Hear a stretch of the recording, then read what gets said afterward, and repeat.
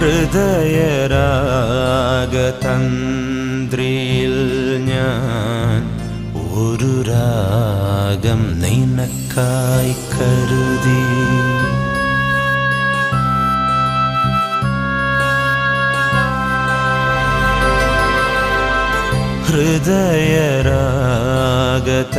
ഹൃദയരാഗതന്ത്രിയിൽ ഞാൻ ഒരു രാഗം നിനക്കായി കരുതി.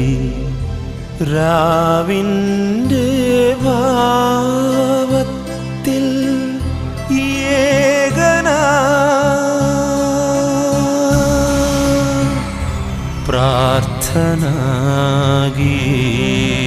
പ്രാർത്ഥനാഗീതമായി ഒഴുകി വന്നു. ഹൃദയരാഗതന്ത്രിയിൽ ഞാൻ ഒരു രാഗം നിനക്കായി കരുതി.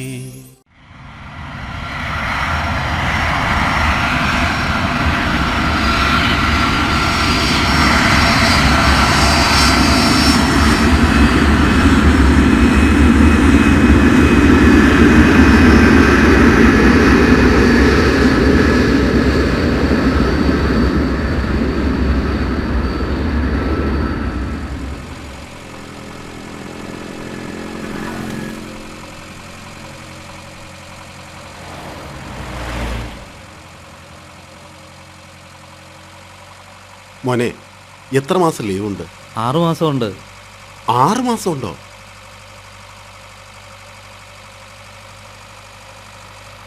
മലക്കറി തങ്ങളുടെ അവിടെ എത്തുമ്പോൾ ഒന്ന് നിർത്തണം, കാണിക്കിടണം. അപ്പാ, പാവപ്പെട്ടവരെ മറന്നുകൊണ്ടുള്ള ഇത്തരം ഏർപ്പാടുകൾ എന്തായാലും ഇസ്ലാമികമല്ല.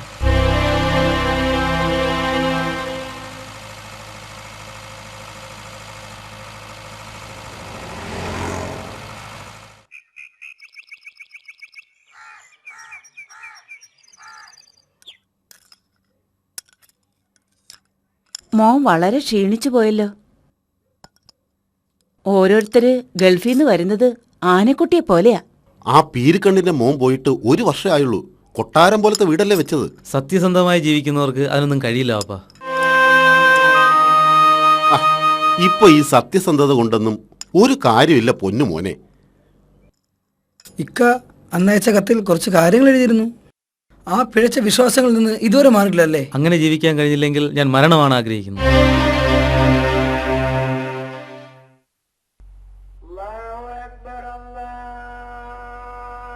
എടാ ഷാനവാസേ, നീ സുബൈക്ക് പള്ളി പോകുന്നില്ലേ? നീ പോ, ഞാൻ വരുന്നില്ല.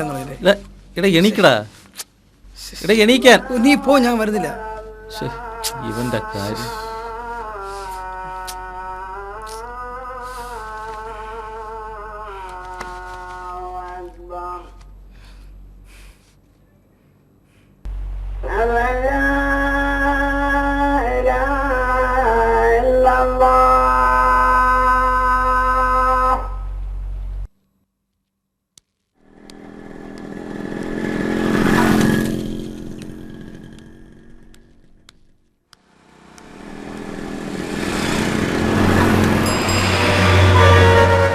കാടിറങ്ങി നീയും ഞാനും കാണാൻ പോകണ പൂരം മാർഗഴിയിൽ മല്ലിക പൂക്കുമ്പോൾ.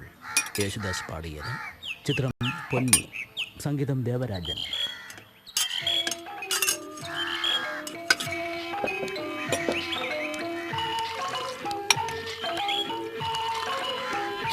നീ എപ്പോ വന്നടേ? ഞാൻ ഇന്നലെ വന്നു പൂക്ക. കാണാം. കല്യാണമൊക്കെ ഉടനെ കാണുമല്ലേ? ഒരുപാട് സ്ത്രീധനമൊക്കെ കിട്ടുമായിരിക്കും. സ്കോർപ്പിയോ കാറും ലക്ഷങ്ങളൊക്കെ കിട്ടുന്നാ തോന്നുന്നത്. പള്ളിയുടെ വരാന്ത കാണാത്തമാർക്ക് ഇപ്പൊ ലക്ഷവുമായിരുന്നു. പിന്നെ അവന്റെ കാര്യം പറയാനുണ്ട്. അവന്റെ വാപ്പയിലെ ആള് അടുത്ത് വാങ്ങിച്ചോളും. പരിചയക്കാരന്മാർക്ക് വില ഒന്നും ഇല്ല ഇപ്പൊ. അങ്ങനെയൊന്നും പറയാൻ പറ്റില്ല. ഗൾഫുകാരന്മാർക്ക് ഇപ്പോഴും വിലയാ. ഏത് ഗൾഫാന്റെ കാര്യം പറയണത്? പോക്കരെ, നീ അറിഞ്ഞില്ലേ? നമ്മുടെ ഷിയാസ് ഇപ്പൊ അങ്ങോട്ട് പോയതേ ഉള്ളൂ. ഇപ്പൊ നിന്റെ പഴയ കമ്പനിയല്ലേ? ഞാൻ വെറുതെ കേട്ടാ. ഷിയാസേ, ആ പോക്കറോ അളിയാ ഷിയാസേ, നിന്നെ കണ്ട് കുറെ വർഷങ്ങളായല്ലടാ. സുഖങ്ങളൊക്കെ തന്നെ. നീ ആളാകെ മാറിപ്പോയല്ലോ. നീ താടിയൊക്കെ വെച്ചേക്കിന്. നീ ആര്? ഹാജി ആരാ? നീ താടിയൊക്കെ കളഞ്ഞിട്ട് വാ, നമുക്കൊന്ന് മിനുങ്ങ. പോക്കറെ, നിന്റെ യഥാർത്ഥ പേരെന്താണെന്ന് നിനക്കറിയോ? പോക്കർ എന്നല്ല, അബൂബക്കർ എന്നാണ്. അബൂബക്കർ ആരെന്നറിയാമോ? അറിയില്ലേ? ഇസ്ലാമിലേക്ക് വന്ന ആദ്യത്തെ സഹാബിയാണ്. കൊച്ചു വെളുപ്പം കാലത്ത് അതും ഇതും പറഞ്ഞ സമയം കളയല്ലേ. സമയത്തിന്റെ വിലയെക്കുറിച്ച് നിനക്ക് നല്ല ബോധമാണല്ലോ. നമ്മുടെ സമുദായത്തിന് ഇല്ലാതെ പോയതും അത് തന്നെ. നീ അതൊക്കെ കള. ഒരു കാര്യം മറന്നു. കുപ്പിയെല്ലാം ഉണ്ടാണേ. അളിയൻ കരുതുന്ന പോലെ ഞാൻ പഴയ ഷിയാസ് അല്ല. ജസ്റ്റ് ഒരു പാക്കറ്റ് റോത്തമൻസെങ്കിൽ താടേ. ലൂസേ ഉള്ള ലൂസെങ്കിൽ ലൂസ്. കയ്യിൽ തീപ്പെട്ടി ഉണ്ടല്ലോ, ഇതാ ഇതൊന്ന് കത്തിക്ക്. എന്തോന്നടേ അളിയ, നിനക്കെന്ത് വട്ട് പിടിച്ചാ? എടാ, ഞാൻ ഈ നോട്ട് കത്തിക്കാൻ പറഞ്ഞപ്പോൾ നീ എന്നെ വട്ടനാക്കി. നിന്റെ പൈസ മാത്രമല്ല, ശരീരം കൂടെ കരിച്ചു കളയുന്ന ഈ സിഗരറ്റ് വലിക്കുന്ന നിന്നെ ഞാൻ എന്ത് വിളിക്കും? നിന്റെ ഒരേ തമാശകളെ. ആ, എനിക്ക് അല്പം തിരക്കുണ്ട്, നമുക്ക് പിന്നെ കാണണം. ആൾക്കാർ ഗൾഫിൽ പോയി ഇങ്ങനെ നാശാവും. ഇതെന്തോന്ന് ഗൾഫടേ? അടുത്തൊരിടം വരെ പോണം. ഇടയ്ക്ക് നിന്റെ മൂത്തമ്മയുടെ വീട്ടിലൊന്ന് ഓ കയറാം. ശരി. ശരി, പോയിട്ട് വരാം മോനെ. ഇതെങ്ങോട്ടാ രണ്ടുപേരും കൂടെ പാഞ്ഞു പോകുന്നത്? എന്തോ ഏതോ സംബന്ധമെന്നോ ആലോചനയെന്നോ പറഞ്ഞു പോയിരിക്കുക.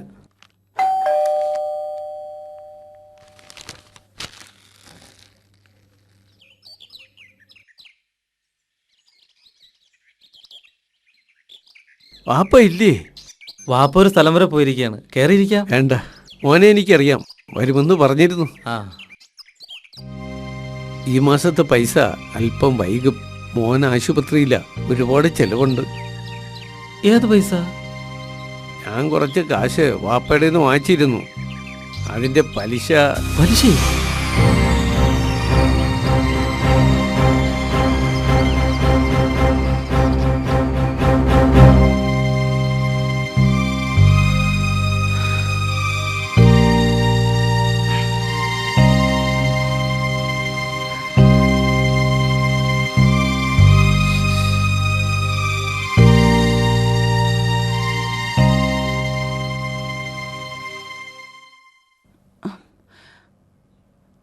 മോൻ എന്തു പറ്റി?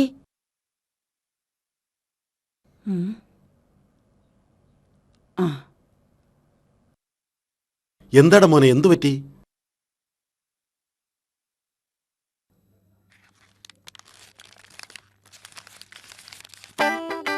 എന്റെ റബ്ബേ, എന്റെ മോൻ ഒരു കണ്ണേറും ഏക്കരുതേ. നാട്ടുകാരുടെ കണ്ണ് വല്ലാത്ത കണ്ണാണ്.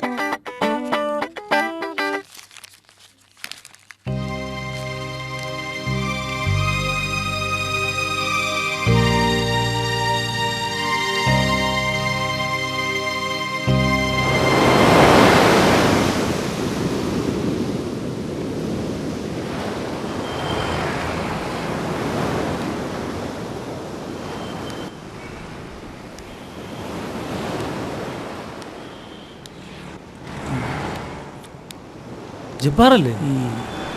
ജബ്ബാറ്, ഷിയാസ്, ഷിയാസ്, നീ ലഹരി ഉപയോഗിക്കും അല്ലേ?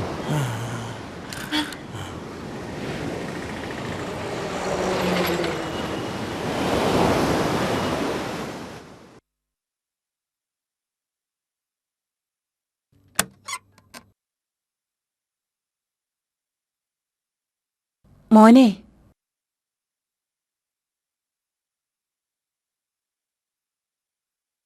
മോനെ, നിന്നെ വളരെ കഷ്ടപ്പെട്ടാ ഞങ്ങൾ വളർത്തിയത്. നീ നന്നായി കാണാനാ ഞങ്ങളുടെ ആഗ്രഹം. ഞങ്ങളിന്ന് രാവിലെ പോയത് മോന്റെ കല്യാണക്കാര്യത്തിനു വേണ്ടിയാ. എത്രയും പെട്ടെന്ന് നടത്തണമെന്നാ അവര് ഞങ്ങളോട് പറഞ്ഞത്. നമ്മൾ ചോദിച്ചതെല്ലാം അവര് തരാമെന്ന് ഏറ്റിട്ടുണ്ട്. എനിക്കൊന്നും മനസ്സിലാവുന്നില്ല. നീ എന്താ കൊച്ചുകുട്ടിയാണോ? ഒന്നും മനസ്സിലാകാത്ത പോലെ. സ്ത്രീധന കാര്യവാ ഞാൻ പറഞ്ഞത്. 50 പവനും ഒരു മാരുതി കാറും. ഓഹോ, അത്രേ ഉള്ളൂ? ഇളയ മോളായതുകൊണ്ട് അവര് താമസിക്കുന്ന വീടും തരാന്ന് പറഞ്ഞിട്ടുണ്ട്. കഴിഞ്ഞോ? എനിക്ക് ഇത്രയും വില കിട്ടുമെന്ന് ഞാൻ പ്രതീക്ഷിച്ചില്ല. ഉമ്മ ഇതൊരിക്കലും നടക്കാത്ത കാര്യമാണ് ഉമ്മ.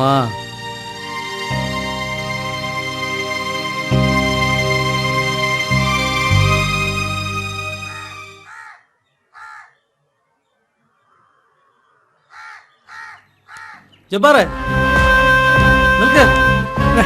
നിൽക്കാനല്ലേ പറഞ്ഞു. ഞാൻ പറയുന്നൊന്ന് കേക്ക്. എനിക്ക് ഇതില്ലാതെ പറ്റൂല.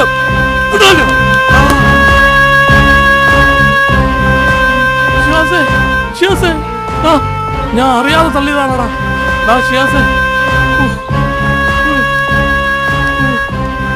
എടാ ഞാൻ അറിയാതെ തള്ളിയതാണടാ.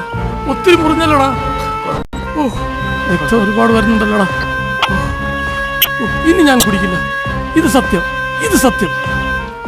വാ നമുക്ക് ആശുപത്രി പോവാം. വാ വാ. ഷിയാസ് ഈ കല്യാണത്തിന് സമ്മതിക്കുമെന്ന് തോന്നുന്നില്ല. ആ എന്തു പറ്റി? അവനെ വിൽക്കുകയാണെന്നോ അങ്ങനെ എന്തോ മറ്റോ പറഞ്ഞ് അവൻ ദേഷ്യത്തിലാ. നമ്മുടെ തങ്ങളെ കൊണ്ട് എന്തെങ്കിലും ഓതി കെട്ടിക്കണം, എങ്കിലേ ഈ കല്യാണം നടക്കൂ. ഈ കല്യാണം നടക്കും, ഇതേ നടക്കൂ. പതുക്കെ, അവൻ കേക്കണ്ട. നമ്മൾ അവന് വേണ്ടിയല്ലേ ഇതൊക്കെ ചെയ്യുന്നത്. അതെന്താ സൈനബ അവൻ മനസ്സിലാക്കാത്തത്? പലിശയ്ക്ക് കൊടുത്തത് അവൻ അറിഞ്ഞിരിക്കുന്നു. അതുകൊണ്ടാ ഈ പ്രശ്നങ്ങളൊക്കെ. ഞാൻ അപ്പോഴേ പറഞ്ഞതാ പലിശയ്ക്കൊന്നും കൊടുക്കണ്ടെന്ന്. നിന്റെ വാപ്പ തന്ന സ്ത്രീധന പൈസയൊന്നും ഞാൻ എടുത്തു കൊടുത്തത്. നീ വിചാരിക്കും പോലെ ഇത് പലിശയൊന്നും അല്ല. പിന്നെ എന്തോന്നാ മനുഷ്യ? ലാഭവിഹിതം. എന്ത് പണ്ടാരമായാലും ശരി, ഇനി ഇതുമായിട്ട് മുന്നോട്ട് പോയാ ഈ വീട്ടിൽ നിന്ന് ആഹാരം കഴിക്കില്ലെന്ന് അവൻ പറയുന്നത്. ഓഹോ, അവൻ അത്രയ്ക്കായോ? അപ്പൊ അവനാണ് വാപ്പ.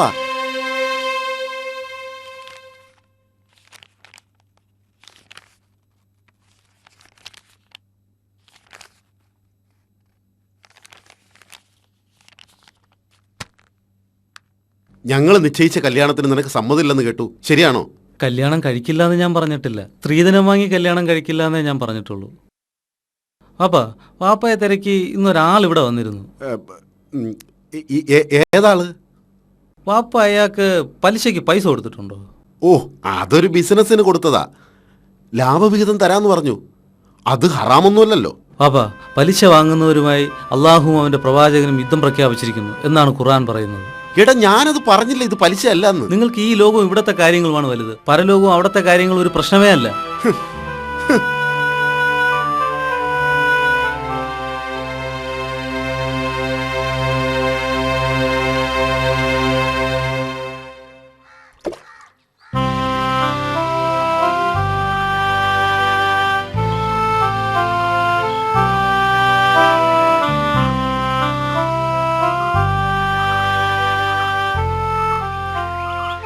നീ വിധിയെ പഴിക്കുകയാണ്.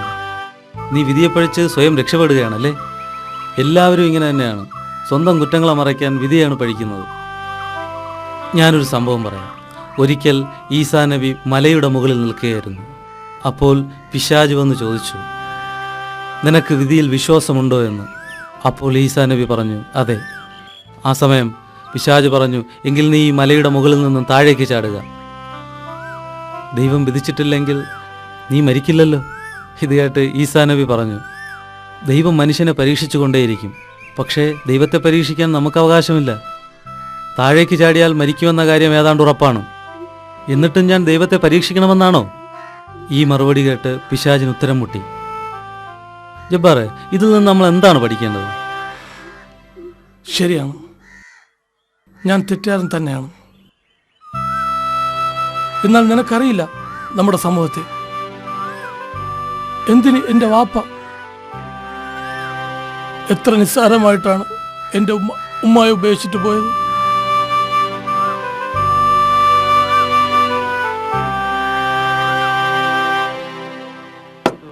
എന്താ ബുക്ക, സുഖമാണോ? ഓ, എന്ത് സുഖം. നിന്റെ കല്യാണമൊക്കെ നിശ്ചയിച്ചെന്ന് കേട്ട് ഉടനെ കാണുമോ?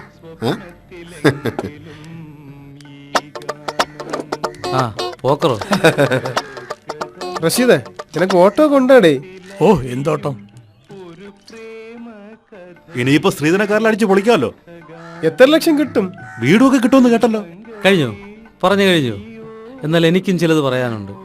ഒന്നാമതായി, ഞാനൊരു മുസ്ലിമാണ്. അതുകൊണ്ട് തന്നെ സ്ത്രീധനം എനിക്ക് ഹറാമാണ്. ചങ്ങാതിമാരെ, നിങ്ങളൊക്കെ കരുതുന്നത് പോലെ സ്ത്രീധനം ഇസ്ലാമികമല്ല. സ്ത്രീധനം ഇസ്ലാമികമാണെങ്കിൽ നിങ്ങൾ ഓരോരുത്തരുടെയും കുടുംബത്തിൽ അവിവാഹിതരായി കഴിയുന്ന സഹോദരിമാരുടെ കണ്ണുനീരിന് ഇസ്ലാമിനെ നിങ്ങൾ പഴി പറയേണ്ടി വരും. ഇവിടെ പ്രതിസ്ഥാനത്ത് നിർത്തേണ്ടത് ഇസ്ലാമിനെയല്ല, പുരോഹിതന്മാരെയാണ്. പുരോഹിതന്മാർ കോശാന പാടുന്ന കമ്മിറ്റി അംഗങ്ങളെയാണ്. സ്ത്രീധനത്തിന്റെ വിഹിതം പറ്റുന്ന കമ്മിറ്റികളുള്ള നാടല്ലേ നമ്മുടേത്? ഷിയാസ് പറഞ്ഞത് ശരിയാണ്. വിവാഹപ്രായം കഴിഞ്ഞു നിൽക്കുന്ന സഹോദരിമാരുടെ കണ്ണുനീരിന് ഇസ്ലാമിനെ പ്രതി ചേർക്കരുത്. ഇന്നലത്തെ മഴയത്തൂരത്തെ ചെറുക്കൻ അവന്റെ ഓരോരോ സംസാരങ്ങൾ കേട്ടില്ലേ? നാടിനെയും നാട്ടാരെയും നാട്ടു നടപ്പിനെയും ചോദ്യം ചെയ്ത് നടക്കുന്നു. കമ്മറ്റിക്കാരോട് കളിച്ചോണ്ടല്ല, ഊര് വിലക്കി കളയും. കേട്ടല്ല? ആ പോ. അസ്സലാമു അലൈക്കും.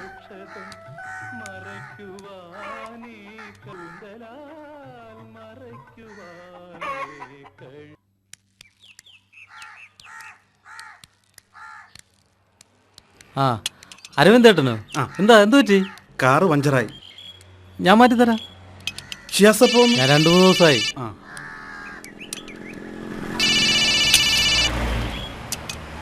ഹലോ. ആ അരവിന്ദ, സുഖമാണോ? ആ ഹലോ, ഞാൻ 5:30 എത്താം, ഉറപ്പാ.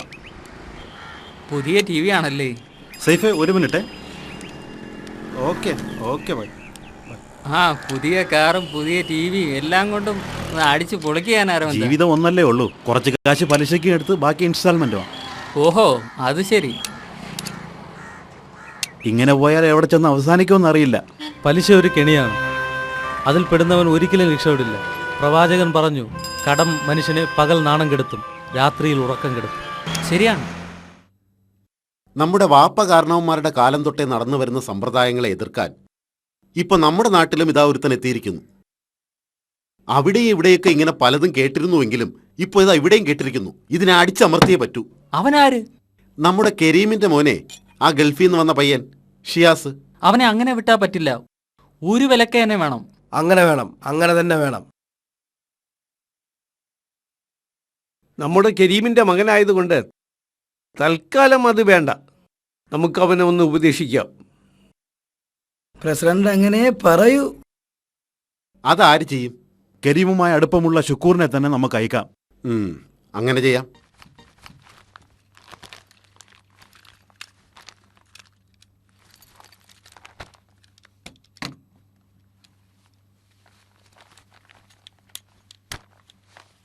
ഉമ്മാ, ഇത് ഉമ്മാക്കുള്ളതാണ്. എനിക്കെങ്ങും വേണ്ട. ഞങ്ങൾ തീരുമാനിച്ച കല്യാണത്തിന് നീ തയ്യാറല്ലെങ്കിൽ നിന്റെ ഒരു സാധനങ്ങളും എനിക്ക് വേണ്ട. ഉമ്മ അത് പറഞ്ഞെന്നെ ബുദ്ധിമുട്ടിക്കരുത്.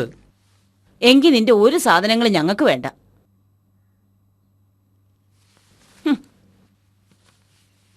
അവൻ പർദ്ദയും കൊണ്ട് വന്നിരിക്കുന്നു.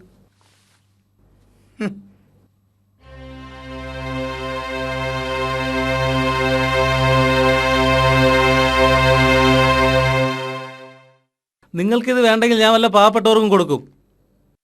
10 മാസം നിന്നെ ചുമന്ന് നൊന്തു പെറ്റ എന്നോട് തന്നെയാണോ നീ തർക്കുത്തരം പറയുന്നത്? ഞങ്ങൾ ആലോചിച്ച കല്യാണം നടത്തിയ നിനക്കെന്താ തകരാറ്? അവൾക്ക് പണമില്ലേ? പത്രാസില്ലേ? ചേലില്ലേ? എന്താടാ അവൾക്കൊരു കുറവ്? നീ എന്തിനാ ഞങ്ങളിങ്ങനെ തീ തീറ്റിക്കുന്നത്? ഉമ്മ, ഞാൻ ആ പെണ്ണിനെ വിവാഹം കഴിക്കില്ല എന്ന് പറഞ്ഞിട്ടില്ല. സ്ത്രീധനം വാങ്ങി കല്യാണം കഴിക്കാൻ പറ്റില്ല എന്നേ പറഞ്ഞിട്ടുള്ളൂ. അങ്ങനെ പറയാനേ നിന്റെ സഹോദരിമാരെ ഒരുത്തനും ഓസിനൊന്നും കെട്ടിക്കൊണ്ട് പോയില്ലല്ലോ. അതെനിക്ക് ബാധകമല്ല. ഞാൻ എന്റെ കാര്യമാണ് പറയുന്നത്. പടച്ചവനെതിരെ മാതാപിതാക്കളെ അനുസരിക്കണമെന്ന് ഇസ്ലാം കൽപ്പിക്കുന്നില്ല. ഖുർആനൊന്നും നീ എന്നെ പഠിപ്പിക്കണ്ട. നീ എന്തെങ്കിലും ചെയ്യ്. ഇനി എനിക്കൊന്നും പറയാനില്ല.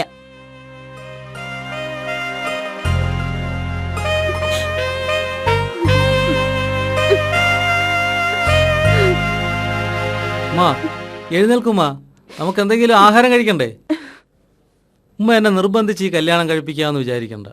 പിന്നെ നമുക്ക് ഒരുമിച്ചിരുന്ന് ആഹാരം കഴിക്കാം. എനിക്കുമ്മ.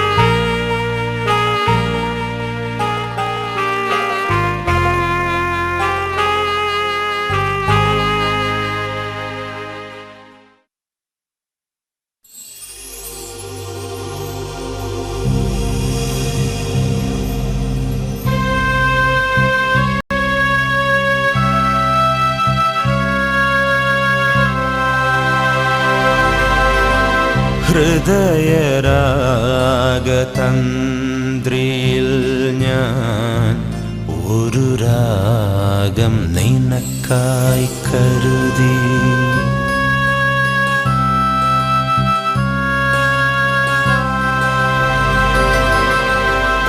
ഹൃദയരാഗതന്ത്രിയിൽ ഞാൻ ഒരു രാഗം നിനക്കായി കരുതി.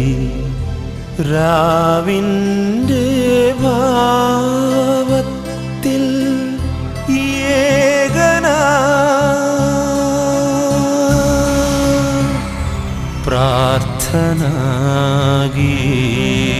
പ്രാർത്ഥനാഗീതമായി ഒഴുകി വന്നു. ഹൃദയരാഗതന്ത്രിയിൽ ഞാൻ ഒരു രാഗം നിനക്കായി കരുതി.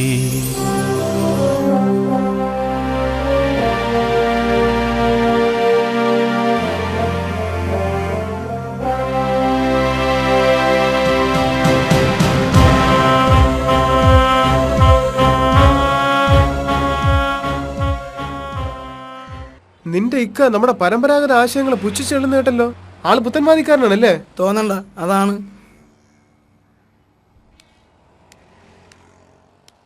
പള്ളിയിലേക്കുള്ള വഴി ദേ അതുവഴി പോയാതെ.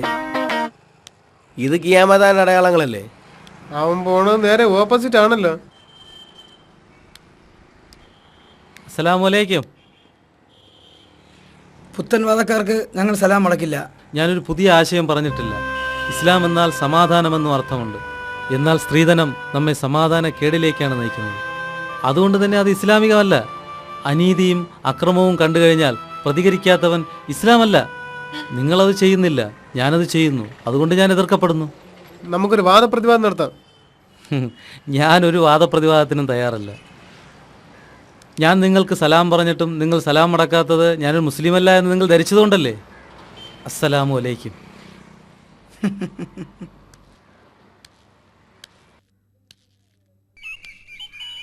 ആ ഡേ ഷിയാസേ, പിന്നെ എന്തൊക്കെയുണ്ട് വിശേഷം?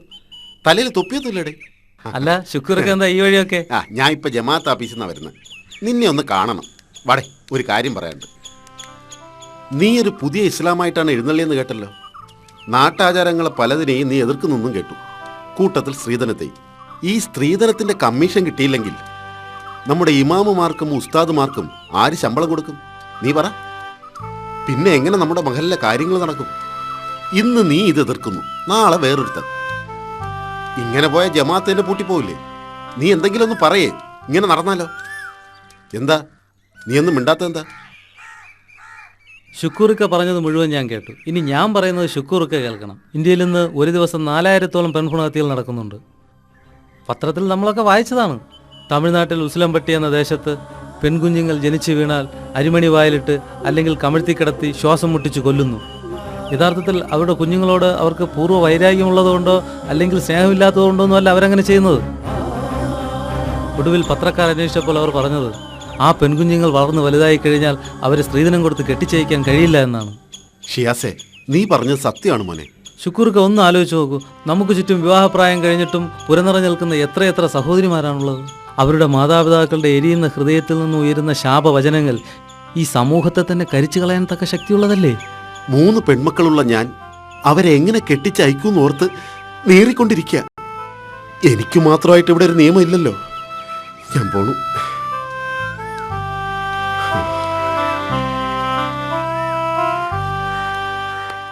അസ്സലാമു അലൈക്കും.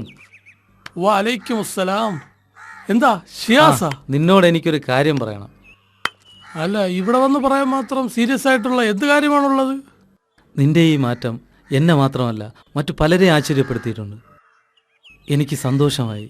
ഇനി നിനക്ക് വേണ്ടത് ഒരു ജീവിതമാണ്. എന്താ നീ എന്തു പറയുന്നു? ഒരു വിവാഹത്തിന് നീ തയ്യാറല്ലേ? ഷടാ, ജോലി ചെയ്തുകൊണ്ടിരുന്ന എന്നെ വിളിച്ചോണ്ട് വന്നത് ഇതിനായിരുന്നു. അല്ലെങ്കിൽ തന്നെ എനിക്ക് ആരാടാ പെണ്ണ് തരാൻ? നീ തയ്യാറായാൽ മാത്രം മതി, ബാക്കി ഞാൻ ഏറ്റു. അപ്പം ഞാൻ വരട്ടെ.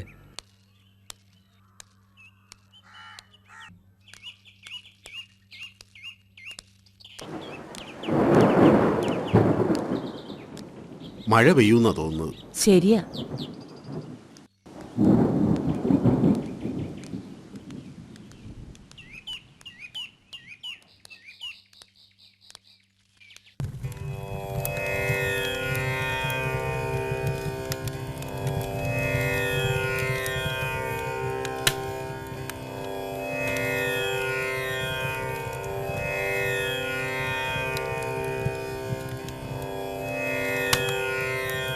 നമുക്ക് വഴിയുണ്ടാക്കാം. നിങ്ങൾ പറയുന്ന പെണ്ണ് തന്നെ അവൻ കല്യാണം കഴിക്കും. ഇത് സത്യം. ഓം ക്രീം സ്ഫുരസ്ഫുര പ്രസ്തുര പ്രസ്തുര ഘോര ഘോര ചട ചട പ്രജട പ്രജട കഹ കഹ ഹും ഫാട് സ്വാഹ. കുറച്ച് ചെലവുണ്ടാവും. കുറെ ക്രിയകളൊക്കെ കഴിക്കേണ്ടി വരും. ചെലവ് എത്ര വേണമെങ്കിലും ചെയ്യാം. അവന്റെ മനസ്സൊന്ന് മാറി വിവാഹം ഒന്ന് നടന്നു കിട്ടിയാൽ മതി.